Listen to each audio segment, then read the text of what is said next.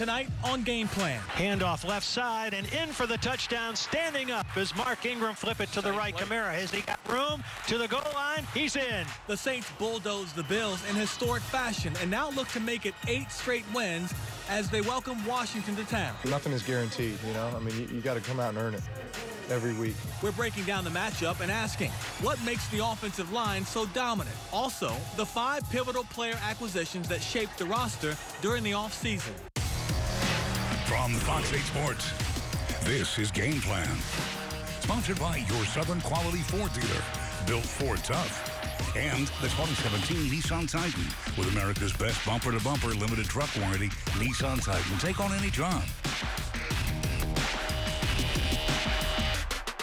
Back home in the Dome, the Saints march on, looking to make it 8 in a row on Sunday. Call them a contender, sure. Just don't talk about them and that game that's played in the first week of February in Minnesota. Welcome to Game Plan with Juan Kincaid. I'm Sean Fazan. That game, Super Bowl, why not? If you ask a Saints fan, Sean, it's Super Bowl or bust every year. But Sean Payton doesn't want to hear it, and he's telling his players to tune out that toxic noise. Absolutely. Every day, you know, we talk about the realities of today, you know, each week, and the understanding of we're just past the midway point of the season, and yet the experts will be talking playoff, Super Bowl. It's the craziest stuff ever. And tune it out, laugh at it, understand what it is, but there's so much more we have to do and accomplish, and we just got to look at it like we have been, you know, with the win the day approach, practice well, preparation, and get ready for this game. But the other stuff can be toxic. You have to temper that a little bit because I think the big message, you know, this week is that nothing is guaranteed, you know. I mean, you got to come out and earn it every week. And it starts with your preparation. You know, you're not going to go out and make plays in the game that you don't make in practice. So that's why our practices are fast, intense, a lot of energy. You know, guys are competing, and, you know, we still feel like we have a lot to prove. Up next, a Washington team that knows they must win to stay in the playoff hunt. That's right about that. At 4-5, it's do or die for them, and the Saints must be ready. The current state of Washington is up and down. They've never had a winning streak or losing streak longer than 2 games this season. Offensively, Kirk Cousins runs the show. Cousins is labeled as erratic, capable of making a great pass or a dumb interception. His numbers, however, tell a different story. He's 3rd in the NFL in passing yards and has thrown 14 touchdowns to just 5 interceptions. He's a franchise-level quarterback. He's a quarterback that obviously can yield his team to victories. You know, with a lot of playmakers on the outside and what he's capable of from the pocket, we got a tough task on our hands. Defensively, the Skins have struggled. They rank 26th in points allowed. Their best player may be Zach Brown, who leads the NFL in tackles. Ryan Kerrigan leads their team with 6 sacks. It's a defense that can be a problem, according to Drew Brees. Very opportunistic. They rush the passer very well. They've got a kind of a ball-hawking secondary. They've won some big games on the road. So they're a team that's, you know, really kind of wreaked havoc on some people when you turn the tape on. Josh Norman and Kyle Fuller man the corners. Fuller leads the team with 3 interceptions. Competitive corners, feisty, they play the ball. Guys that you definitely have to do your homework on. One player who hasn't played well is former Saint Junior Gillette, mainly because he just hasn't received that many snaps. For the year, he only has 1 sack. Gillette didn't have great things to say about the Saints organization when he was cut before the 2015 season. Brees responded diplomatically when asked about his exit. We know how hard we've worked to build what we have here, and we know that we have some great leaders on this team. And I think, you know, at the end of the day, there were some unfortunate things that, you know, took place. And obviously, when you're not having the success that you want to have, you know, that's difficult as well. But, you know, sometimes you got to go through those tough times in order to get to these times. The last time Washington paid a visit to New Orleans was the season opener in 2012, you may recall. That was the game Robert Griffin III ran all over the Saints. It looked like the start of a great career, but things clearly changed for RG3. Something about this Washington team that gives the Saints problems every year. They're 1-7 at home in the Dome all time against Washington. And when Washington put out its first injury report on Wednesday, they had 18 players listed. That's more than 1/3 of the game day roster, and included in that number, former Tulane receiver Ryan Grant, who's in concussion protocol. All of these injuries are a big reason why they've been so up and down this season. They'll come into the Dome on Sunday 4-5 and desperate for a win, but they're also desperate to get a bunch of their guys healthy again, which in turn should make them more competitive this Sunday. I'm not saying we're not consistently playing well. I just think that we've run into some really good offenses, the guys making some plays on the other side. We're not matching play for play with the other team. You know, their offense has a good play, so it's considered a bad play for our defense. Our offense might have a good play, vice versa, so we just have to overcome the adversity. Not on that injured list is another former Tulane Greenie, Rob Kelly. He's out for the rest of the season. He's got himself a knee injury. It's tough. You know, it's hard to win when you can't get all these guys on the field. That is the biggest problem. And what they have done well, though, on offense, they've gotten more production from running back Chris Thompson. He leads the team in both rushing and receiving. So obviously Kirk Cousins has a guy in Thompson he can trust. Got to watch those dual threat guys out of the backfield. Coming up, my film study delves into the dominance of a Saints offensive line that's been dealing with injuries all year. Plus, Sean Payton sees room for improvement on that side of the ball. Stay tuned.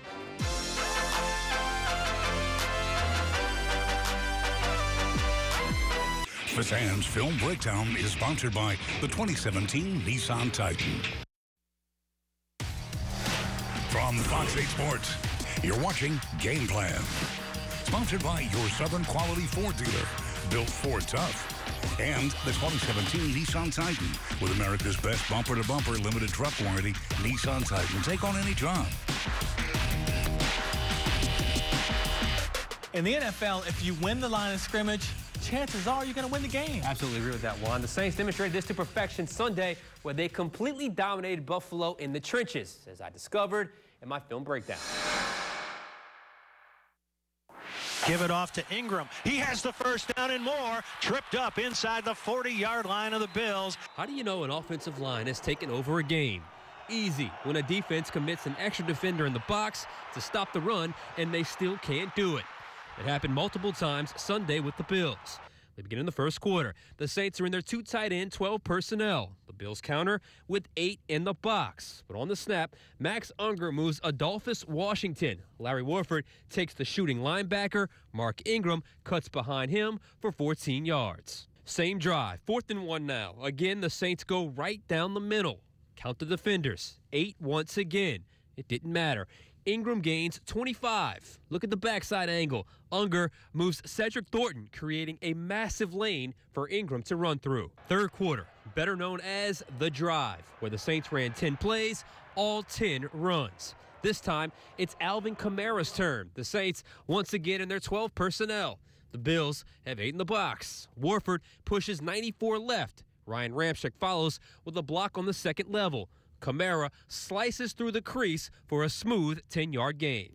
Same drive, once again 2 tight ends. Once again, the safety drops down to make 8 in the box. This time, it's Andrus Pete's turn to move a defender from the left side, which he does, allowing Kamara just the space he needs to gain 15.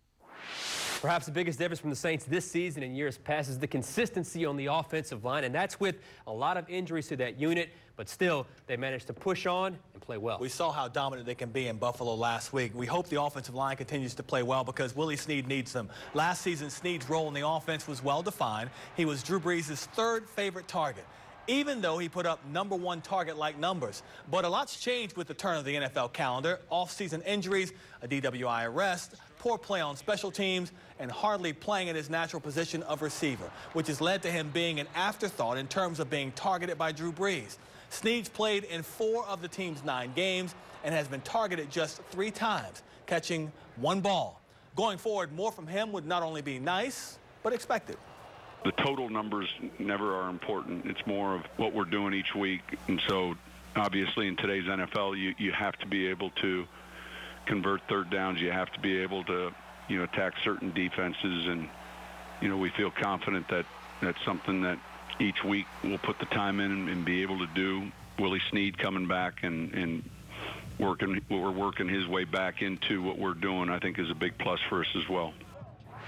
Snead's lack of production within the offense is really strange when you consider, unlike last year, this team does not even have a number 2 receiver. That's where the emergence of Alvin Kamara has really stepped up for this offense. Still to come on Game Plan, how scary of an opponent is Washington for the Saints? Herbie Teope on NOLA.com. The Times-Picayune joins us in studio next to debate that and more.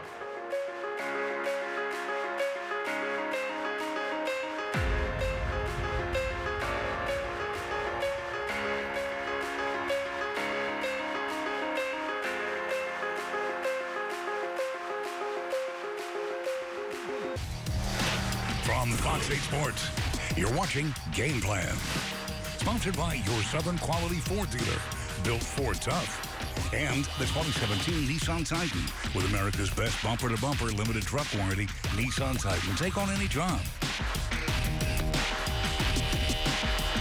Always nice to have with us tonight, Herbie Teope from NOLA.com and the Times-Picayune, and we're talking about Super Bowl talk. Sean Payton says it's toxic. It's clear what his message is to his players. He's absolutely correct. You cannot be talking about the Super Bowl when you're not even at week 12 of the NFL season yet.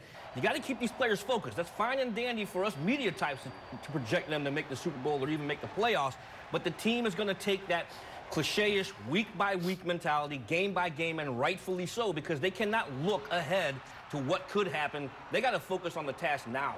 Remember early in the year we talked about he's a new guy, doesn't understand the whole Saints New Orleans mentality. Help him out, Sean. This Super Bowl a bust every year, right? Absolutely. Welcome to New Orleans. Look, here's the thing. There's a lot of young players on this team, and everything they touch have turned to goal. It's turned to goal so far, right? Last 7 games, everything they've done is right. 7 straight wins, 7-2. But I think Sean Payton has drawn back on his Super Bowl experience. And remember that, guys. As the wins mounted up, the challenge got harder and harder, regardless of opponent. Remember the Rams game that year, the Washington game that year. I mean, the games got harder and harder because guess what? The secret's out. They're contenders now around the NFL. They're not sneaking up on anybody, so it's absolutely the right approach. The challenge is, yes, one thing to get the players to, yes, we absolutely agree. Do they show it on game day? So far they have. Will they do it next week? We'll see. The target's clearly on their backs, though. So we've got an offensive line that's finally back together once again. Is it too early to say this is an elite offensive line? No. That's what it is. No, this is an elite offensive line. I went back and watched the tape from that Buffalo game. That is, I can't recall a Saints game. I had to go back maybe to 2009 where the Saints offensive line literally won the game. Line of scrimmage-wise, remember, this is the 2018 starting offensive line. This is what it was supposed to be before Zach Strief got hurt. I mean, they literally, and that's no slouch of a defense, the Buffalo Bills front, and they took over the line of scrimmage, and they ran about 48 times. So it was a dominant performance. So if they're not elite yet, they're getting very, very, very close. You have to look at the way the Saints are running the football, and that's what they're doing. When you run the football, you impose your will on that defense. And Sean is absolutely correct. The Buffalo Bills entered Week 10 ranked 8th against the run. 4 quarters later, 298 yards. That would have been 300 if not for 2 kneel downs. This is a solid offensive line, and it's more than safe to call these guys elite because they are imposing their will on defenses. I think it was crazy what they did in Buffalo. I mean, you've got Kamara and Ingram running for 7 yards per carry, and most of those runs were right up the middle, which was amazing. All right, so you got Washington coming in town this weekend, and Sean and I were just looking it up. It's crazy how much success the Saints team has had against Washington in their own building. Not much at all. This has been a real struggle. So this Washington team now, you don't know what you're getting. That's part of the problem with them. Well, here's the good thing about this. The Saints are winning football right now because they're turning the opposing offenses. They're making them one-dimensional. When you look at Washington, you look at the last 4 games, they did that very well by taking away the passing game or taking away the running game and making the opponent beat them a certain way. When I think of the Washington Redskins right now, I think of Kirk Cousins.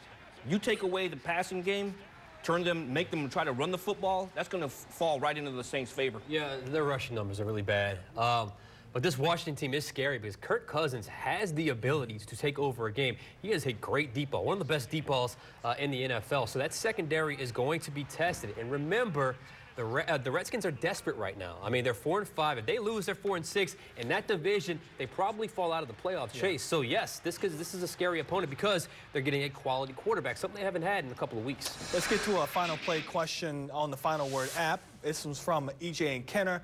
If the playoffs started today, who would you say poses the biggest threat to the Saints in the NFC playoffs and why? It's a great question, really good question. Thought about this. First off, let's just assume the Saints get home field at some point. So who would be the toughest opponent in that? To me, I know a lot of people are going to say L.A. I know some will say Minnesota.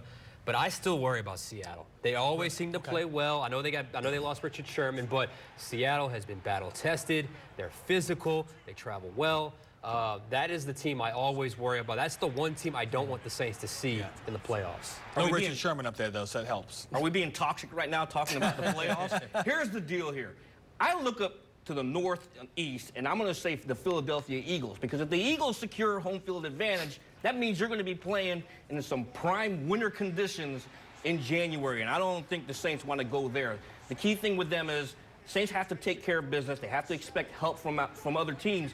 The key game is going to be Week 12 against the Rams, because the Rams are probably going to be making some noise heading into the postseason as well. I want to throw this question in because it's something I heard Drew Brees was asked on radio and also in the locker room on Wednesday, his contract situation.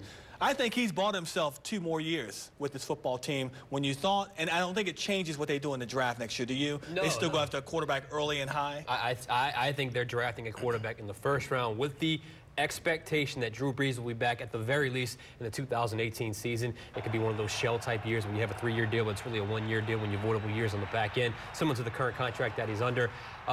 That's something that's going to get talked about as we get closer and closer into November and into December. But I personally think Drew's having fun again. You see the smile on his face. He even said a couple of weeks ago that he's allowing himself to enjoy it. I think he's back next year, if not the year behind that. But they still draft a quarterback. What's helped is obviously having a fantastic running game, but has he bought himself a couple more years in this offense? And it's no longer, seems to me, because of the way they're playing, it's not a Peyton Manning situation anymore with him. He can get what he wants here in terms of money and maybe success as well. And I think you're absolutely correct, because winning will do a lot of what Sean was mentioning there. A lot of smiles in that Saints locker room, but a lot of that has to do because of Drew Brees is still a winning quarterback. He did buy himself 2 years, but I am also going to agree with Sean here. The Saints have to look to the future. Drew Brees is not getting any younger, so sooner or later you have to address the quarterback position. But yeah, if you can secure him for 2 more years, you have to secure him for 2 more years. Why wouldn't you? He says he's not thinking about it, but we know he's thinking about it. That's just Drew Brees. And that's Herbie Teope from NOLA.com and the Times Picayune. Thank you, Herbie. Still to come, the 5 pivotal plays that shaped the offseason. Chris Hagan looks at which moves propelled the black and gold to NFC contender status. That's next.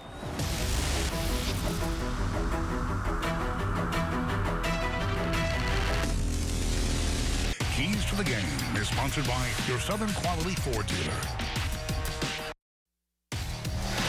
From Fox 8 Sports, you're watching Game Plan. Sponsored by your Southern Quality Ford dealer, built Ford tough. And the 2017 Nissan Titan with America's best bumper-to-bumper limited truck warranty, Nissan Titan. Take on any job.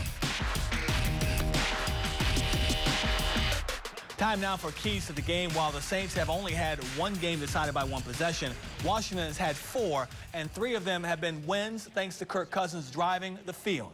That's tied for the most in the league. In Week 2, Sean, they beat the Rams thanks to Cousins finding Tulane's own Ryan Grant for a touchdown with less than 2 minutes to play. Week 6, they escaped San Fran 26-24, despite leading 17-0 most of the game. And Week 9, it was another greenie getting on the board as Rob Kelly found the end zone with less than a minute to play to cap off a 70-yard drive. The Saints' current 7-game win streak is a product of talent, coaching, and hard work, baby. No doubt about that, no doubt. But it's also a result of the right moves being made to have the right pieces in place. This week, Chris Hagan is going beyond the box score and ranking the top 5. At number 5, we begin with a position where the Saints needed immediate improvement to transform them into a formidable defense: linebacker. Hiring a well-respected league veteran in Mike Nolan to coach the position may be overlooked, but what can't be ignored is what he's getting out of A.J. Klein, Manti Te'o, and Craig Robertson. Not exactly household names. That unit that gave up 19 rushing touchdowns a year ago, ranking them 28th in the league, has only given up 5 in 2017, putting them firmly in the top 10. The 4th-ranked move also comes from the defensive side of the ball, signing edge rusher Alex Okafor. In a similar fashion to how they brought in Nick Fairley a year ago, Okafor was given a 1-year deal, and he's proving that he's worth every penny.